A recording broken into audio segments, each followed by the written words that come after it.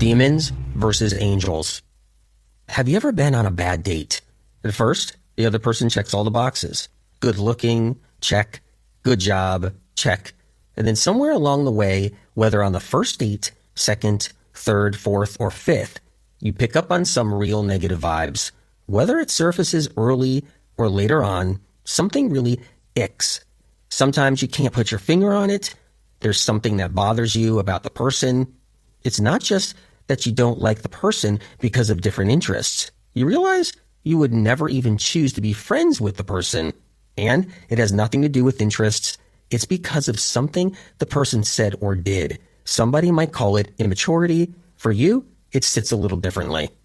Or sometimes the ick sinks in later during the first date. You're under a spell. It's all going well.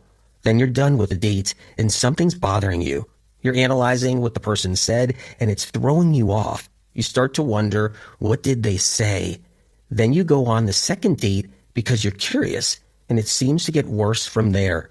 Maybe you call it off at that point and walk away. Or maybe you still go forward with the relationship only for it to fall apart years later. At which point you find yourself looking back on those early warning signs of bad vibes and negative energy. What are negative vibes?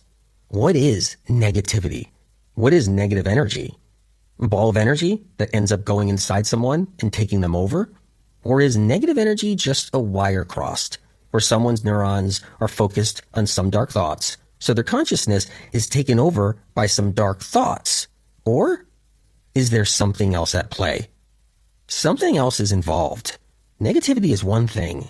Something can sound negative from somebody's mouth to another person that's not really negative. Someone may say that a pine tree is dying because it has a wound. They may be just stating a fact that isn't pleasing to someone else.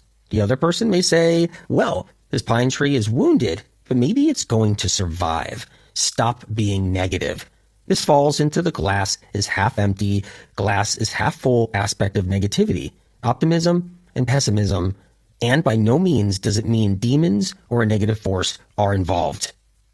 We can refer to demons as negative energy, darkness, dark forces. We can refer to demons as such. But someone saying something negative doesn't automatically mean it's demonic. Even though people think of negative talk as negative energy, that isn't always or even often the case.